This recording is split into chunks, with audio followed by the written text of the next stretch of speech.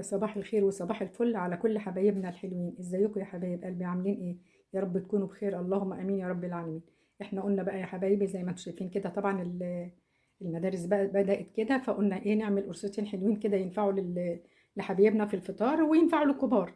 زي ما شايفين كده انا عملت شويه قرص كده فلاحي طريقه، بس انا عملت المره دي القرص بتاعتنا بالقشطه. القرص بتاعتنا يا حبايبنا زي ما انتم شايفين كده اهي، القرص بتاعتنا طالعه خرافه. يلا بينا يا حبايبنا نقول احنا عملنا القرص بتاعتنا ازاي. نسمي كده يا حبايبنا الاول ونصلي على سيدنا محمد وعلى اهله وصحبه اجمعين زي ما احنا متعودين. بصوا يا حبايبي بقى، انا معايا هنا دول 650 جرام دقيق. هتقولي لي ليه 650 جرام؟ هقول لكم هم اللي كانوا معايا في الكيس فوزنتهم لقيتهم 650 جرام. ومعايا هنا علبه زبادي، ومعايا هنا قشطه. دي قشطه اللبن يا حبايبي. احنا بنغلي اللبن وتاني يوم بعد ما بتحطوه في التلاجة تاني يوم بتاخدوا القشطه بتاعته. فدي قشطه لبن حليب.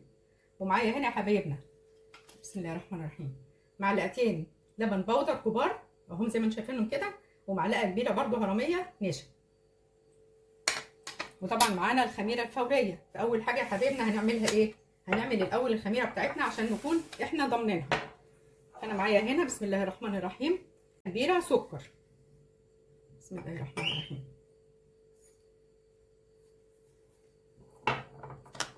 وهحط عليها معلقه ممسوحه كبيره، مش كبيره يعني ما يعادل مثلا نقول 8 جرام كده خميره فوريه.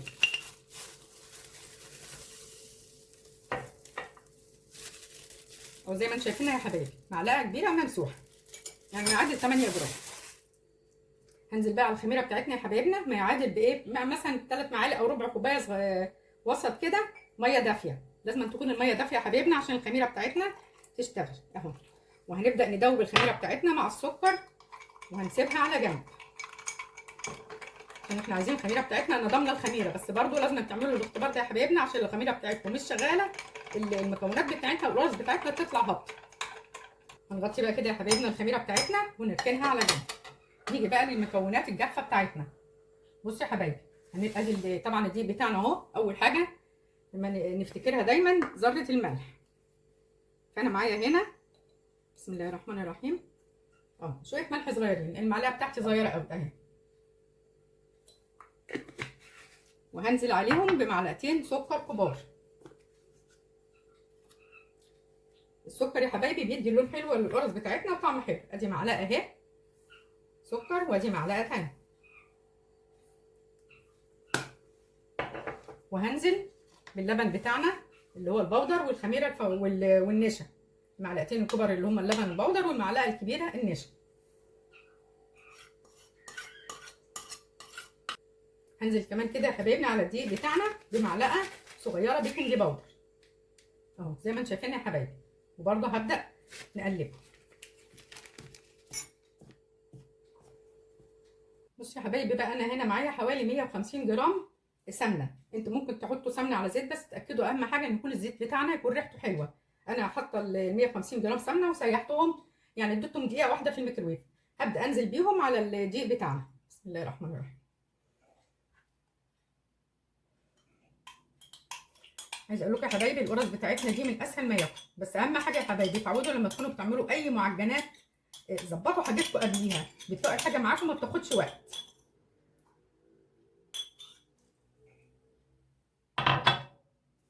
قلب الاول كده يا حبايبي السمنه مع الدقيق زي ما انتم شايفين.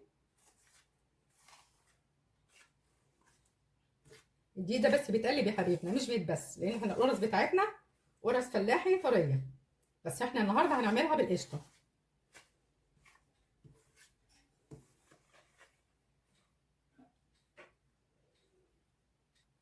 هنزل بقى هنا يا حبايبنا بكوبايه الزبادي اهي اللي تقريبا هي دي تقريبا حوالي 105 جرام. هنزل بيها الزبادي بتاعنا ما يكونش ساقع يا حبايبنا علشان التخفيف بتاعنا. الزبادي يكون بدرجه حراره الغرفه. هنزل بيها كده اهو زي ما انتم شايفين على الدقيق بتاعنا.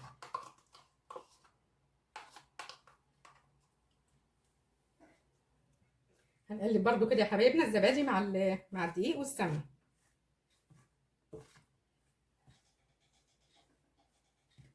هننزل بقى دلوقتي بالقشطه بتاعتنا زي ما انتم شايفين كده يا حبايبنا. انا هنزل الاول بنصها على اساس هنشوف طبعا العجينه هتاخد قد ايه. يعني هو مثلا حوالي 100 جرام من القشطه.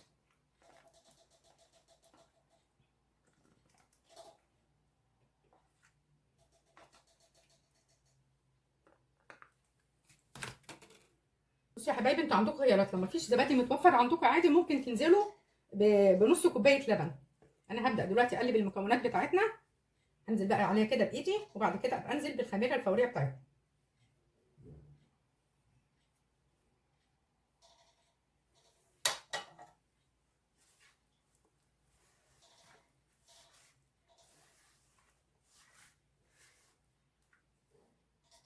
بصوا يا حبايبي، انا بعد ما هو دخلت كل المكونات كده ببعضها، هبدا بقى انزل الخميره بتاعتنا، هي اختمرت زي ما انتم شايفينها كده، هبدا انزل بيها على الدقيق بتاعنا.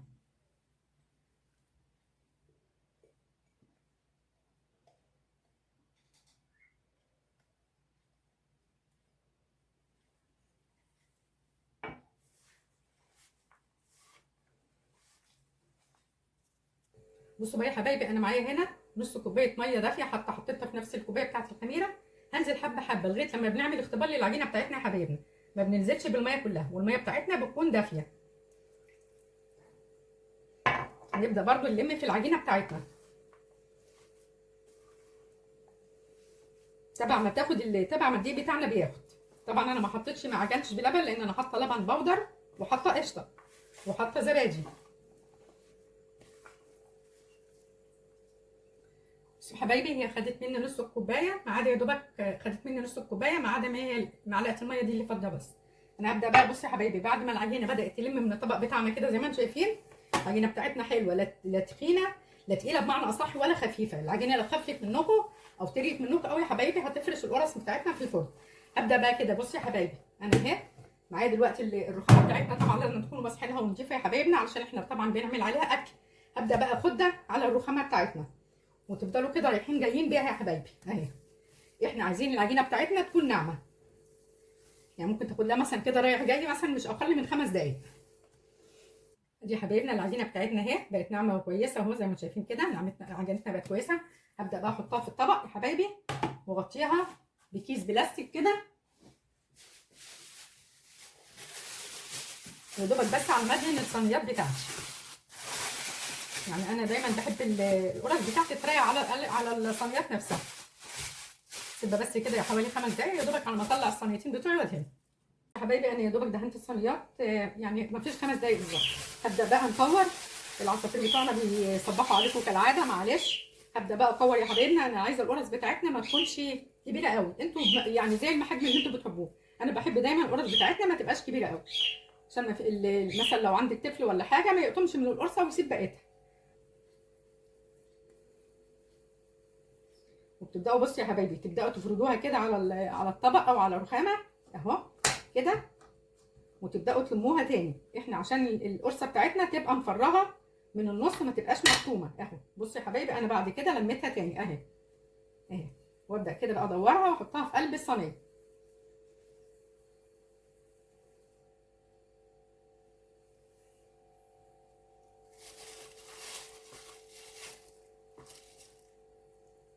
بصوا يا حبايبي، انتوا ممكن تفردوا على طول في وقتها، وممكن مثلا تعملوا صف صف وتفردوه.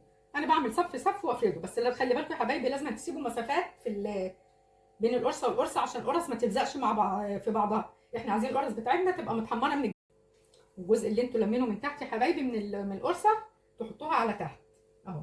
نبدا بقى كده نفرد القرص بتاعتنا في قلب الصينيه نفسها. احنا عايزين القرصه بتاعتنا يا حبايبنا يبقى حجمها اقل من سنتي، يعني حوالي 4 مللي حاجه زي كده، عشان تبقى القرصه بتاعتنا حلوه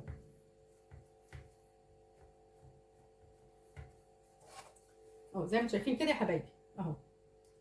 حجم القرصه طبعا اكيد باين قصادكم، والقرصه حجمها باين. ادي كده يا حبايبنا القرص هي بتاعتنا بعد ما عملتها في الصينيات اهي. بسم الله ما شاء الله، يعني شايفين رميت قد ايه اهو. هنبدا بقى. بصوا يا حبايبي، هبدا بقى دلوقتي اغطيها. بسم الله الرحمن الرحيم. طبعا انا هحط اول خبز الاول عملته، هغطيها واللهم صل على النبي. هسيبها بس تريح كده حوالي ربع ساعه، لان هو الجو مش حر ولا برد، الجو معقول. هسيبها تريح ربع ساعه كده وارجع لكم يا حبايبي. يا حبايبي، انا الاول بغطيها كده بكيس مشمع كده، على اساس ان القرص بتاعتنا ما تشققش، وبعد كده بنحط عليه اي فوطه اهو كده يا حبايبي. بصوا يا حبايبي، القرص بتاعتنا هي اختمرت اهي الحمد لله، بقت زي الفل. انا سايباها كده دلوقتي بقى لها ربع ساعه. انا في الوقت ده يا حبايبي مولعه الفرن بتاع البوتاجاز بقاله ربع ساعه. المفروض ان احنا بندخل اي معجنات او قرص او فطيره او اي حاجه، لازم الفرن بتاعنا يكون الاول يا حبايبي مولعينه قبليها مسبقا، يعني متولع قبليها بحوالي ربع ساعه او 10 دقائق. انا دلوقتي هدخلها على الرف الاوسط اللي في النص على درجه حراره 180. في مروحه يا حبايبي بتشغلوه. لو لقيتوا القرص بتاعتنا يا حبايبي بعد حوالي 10 دقائق او حاجه لقيتوها بدات تاخد لون من تحت، بتشغلوا لها الشوايه. خدت لون من تحت وفوق بنخرجها، ومجرد ما بنخرجها يا حبايبنا بنغطي القرص بتاعتنا بفوطه قطن، على اساس القرص بتاعتنا يعني بتغطوها حوالي 5 دقائق كده، يعني القرص بتاعتنا تبقى طريه ما تنشفش مننا يا حبايبنا، والقرص بتاعتنا تبقى حلوه. انا بقى هدخلها الفرن وبعد ما تخرج هوريها لكم يا حبايبنا. القرص بتاعتنا اهي، ادي ده اول صب خرجته اهو، شايفين ما شاء الله القرص بتاعتنا اهي قبه وزي الفل. انا بقى دلوقتي يا حبايبي زي ما قلت لكم هغطي باي قماشه قطن كده يا حبايبي او فوطه قطن لمده مثلا 5 دقائق على اساس القرص بتاعتنا تبقى طريه. هنخلص بقى وارجع لكم يا حبايب قلبي.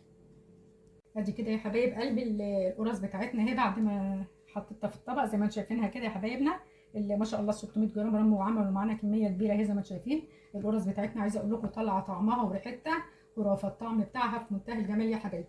القرص بتاعتنا زي ما انتم شايفين كده يا حبايبنا، شايفين السوا بتاعها اهو. القرص بتاعتنا سواها كلها كله زي بعضه زي ما انتم شايفين كده يا حبايب قلبي. شايفين القرص بتاعتنا عامله ازاي؟ القرص في منتهى الجمال. ادي القرص بتاعتنا هي يا حبايبي، بسم الله الرحمن الرحيم.